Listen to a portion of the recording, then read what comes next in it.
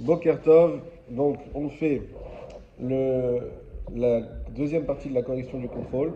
En Binyamin, même si tu as eu un excellent résultat, il y a quelques imprécisions quand même. Non, Je disais, non. c'est trop beau pour être vrai. Donc, tu n'es pas là pour rien. Voilà. Non. Les jaloux, ça suffit. Voilà. Non, il est 100 grâce au point bonus. Donc il y a quelques petites imprécisions. Alors je te donne déjà un truc, même si parce qu'on l'a fait déjà la semaine dernière.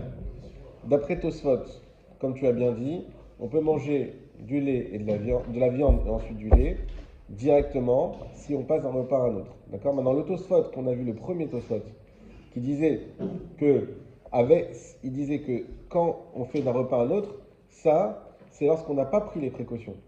D'accord. Si on prend les précautions, on peut passer directement, même sans passer d'un repas à un autre. D'accord. Ce qui veut dire que quand tu disais, tu as fait cette petite confusion en disant que tout soit il demandait et qu'on passe d'un repas à un autre et qu'on prenne les compressions. C'est pas les deux. Soit l'un, soit l'autre. Voilà, c'est tout. Alors on continue maintenant. Question 6. Alors. Non, on l'a pas fait, on s'est arrêté à 5. T'as marqué la réponse à 6? Le Rama est d'accord avec le Shulchan Aruch qu'on attend pas entre fromage et viande. Je vais noter ça. Oui, ça c'est la 5. Ah, ok. Ça c'est la 5. Ah oui, ça aussi dans la 5, tu as oublié, dommage, Raval, dont eu plus que 100. C'est que tu nous as dit combien de temps il faut attendre entre la viande et le lait, mais pas le lait et la viande. Tu l'as pas écrit. Dans la question, on a posé selon Shulchan Aruch, combien de temps faut-il attendre entre la consommation de viande et de lait et inversement. Tu as oublié le lait inversement.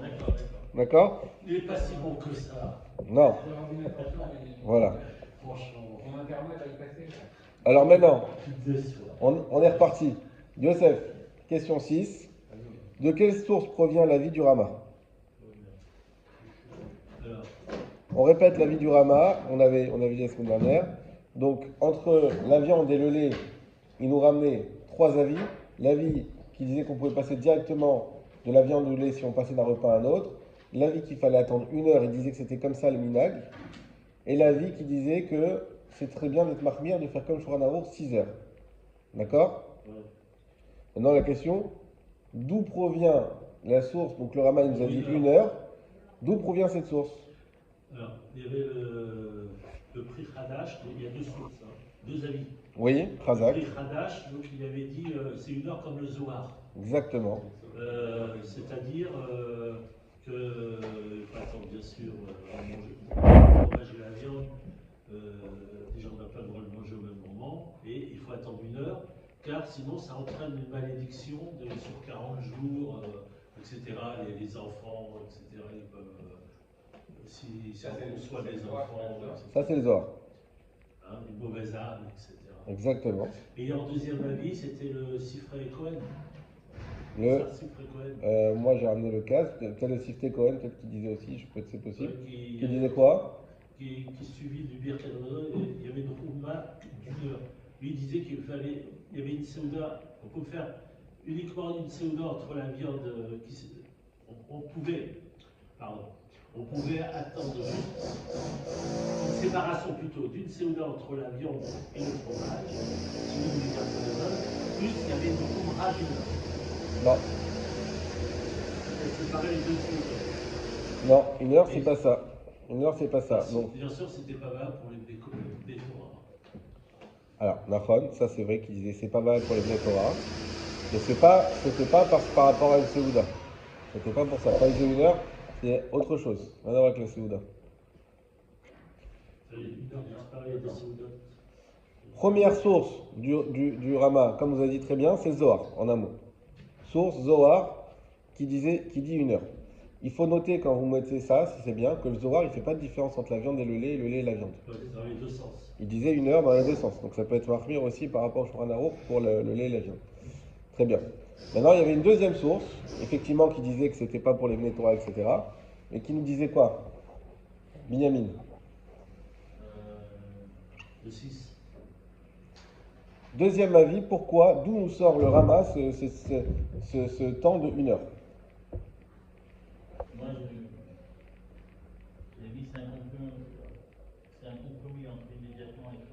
Voilà, un compromis. Exactement.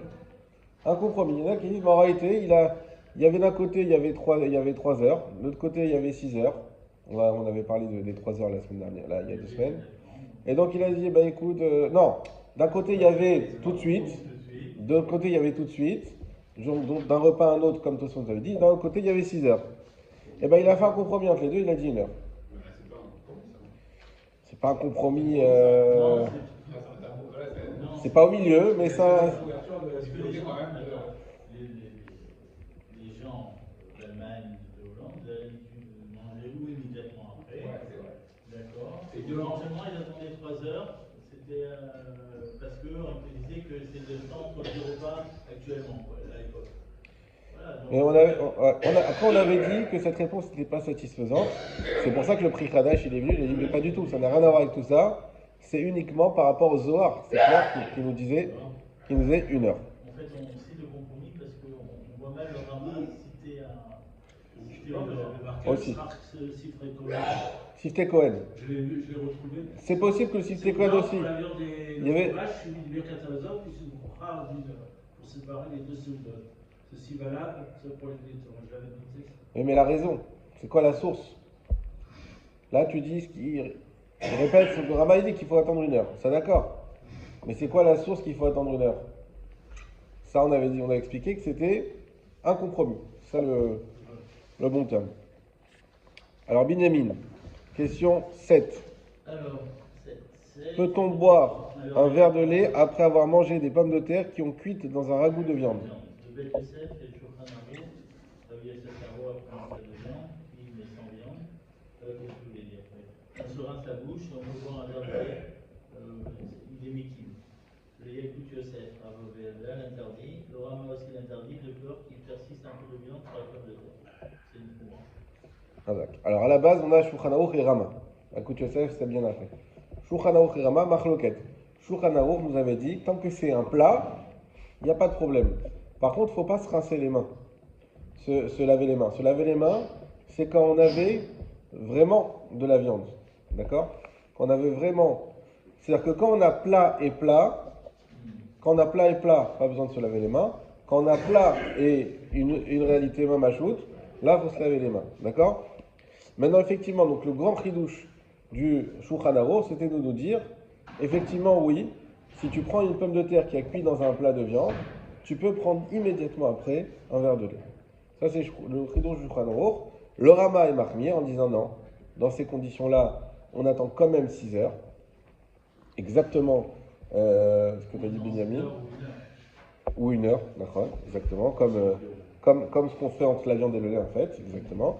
Et également, donc le Yakout Yosef et on a vu Yakout Yosef, mais pratiquement tous les Acharonim qui concluent qu'on fait, qui sont marmir.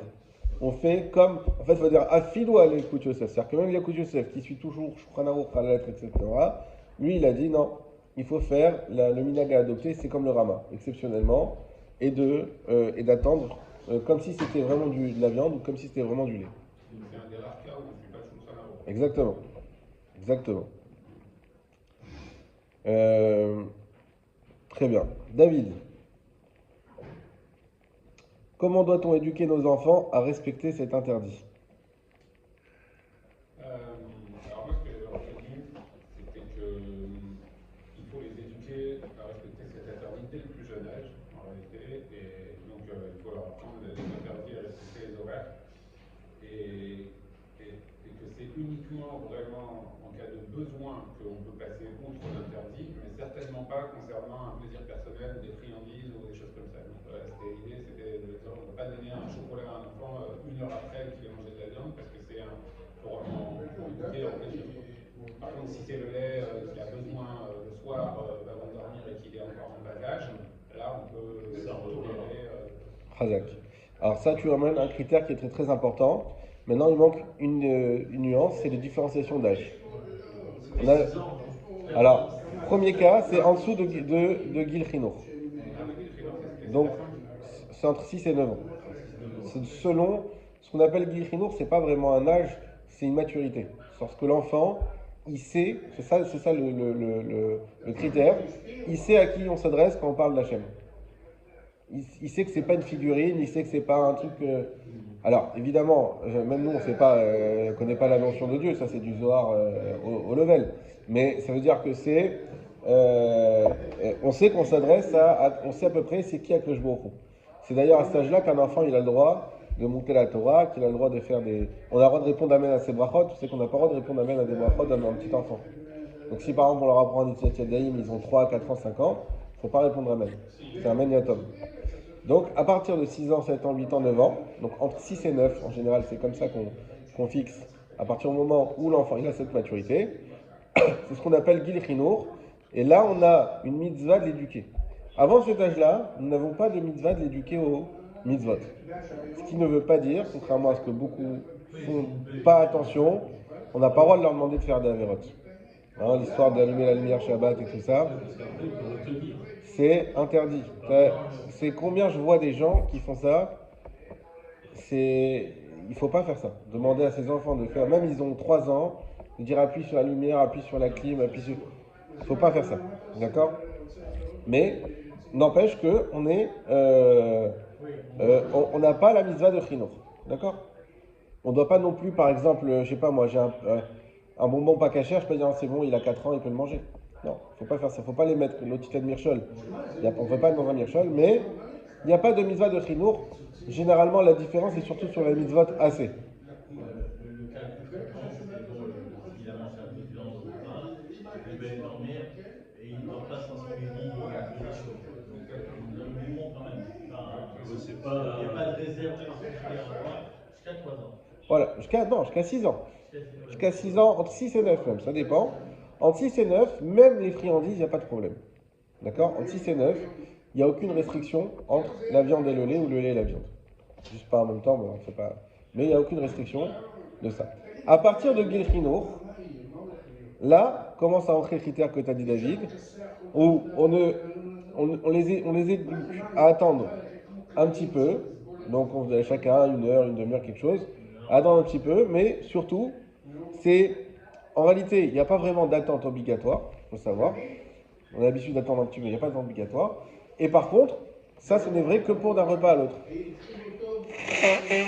Donc si par exemple, ils ont mangé à 15h un hot dog, et que le soir à 18h on passe à table, on mange des pâtes au fromage, ils peuvent manger, il n'y a aucun problème. Mais si à 17h ils veulent une glace au Khalavi, là non. Ok, donc ça c'est Begil Chinour. Et troisième étape, c'est l'année avant la bar ou bat mitzvah.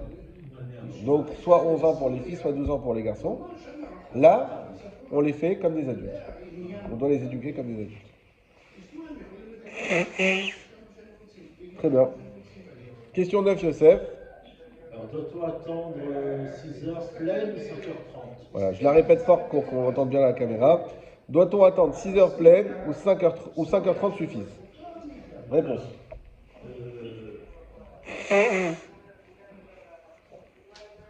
Alors, déjà, on pourrait être moins strict en cas de besoin et on pourra consommer du laitage 5h30 après la viande. Par exemple, pourquoi on va voir dans quel cas. Pourquoi? Parce que le rabbin il a dit à peu près 6 heures. Il avait dit Keshechaot, à peu près. Il n'a pas dit 6 heures pile. Alors c'est par exemple c'est dans les yeshivot. Alors, dans les yeshivot, en période d'été, où le repas du soir il est souvent lacté et il est donné à cause de l'étude de la Torah, il est donné un petit peu avant les 6 heures du repas de midi. Donc dans ces cas-là, 5h30 ça passe. Ok. Voilà. Même pour les hôpitaux, etc. Ok. Alors, c'est très bien ce que tu dis, c'est exactement ça, mais il manque quand même quelque chose. C'est la réponse au début claire à la question. Voilà, ça il faut le dire. Voilà, non, bien c'est sûr, important. Voilà. Ah, ok, pardon. A priori, bien sûr, il faut garder les 6 heures. Ça, c'est a posteriori. Exactement. Donc si on te dit c'est 5h30 ou 6h, la réponse est 6h. Mais effectivement, dans des cas où il y a des besoins, pas forcément force majeure, mais comme tu as dit, des besoins pour les chivotes, pour les trucs, où on ne veut pas se prendre du temps, ça va désorganiser les shiurim, etc.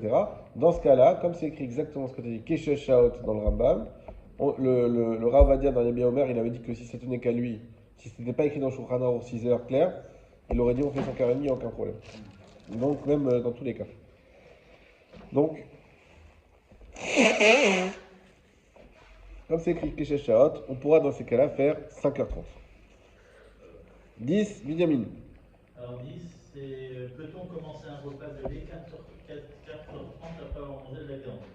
Expliquez. Alors oui, la souda de lait peut commencer 4h30 après, mais sans halal. Ce n'est qu'au bout de 6h qu'on pourra manger les bords du halal. Exactement. Alors en fait, on avait vu cette marque loquette qui existait. Il faut savoir qu'il y en a qui ne sont pas d'accord avec cette réponse. Cette marque loquette qui existait, que quand on avait dit il y a 6 heures entre le lait et la viande, est-ce que c'est 6 heures entre la consommation entre la viande et le lait, pardon, est-ce que c'est 6 heures entre la consommation de la viande elle-même et du lait elle-même, ou 6 heures entre les repas de viande et repas de lait? Entre les différents birkat. Par exemple, entre le birkat et le moti. Voilà, si on peut être plus clair. Et donc effectivement, on avait vu que la halakha a été tranchée, comme il vient de dire Binyamin, que c'est pas entre les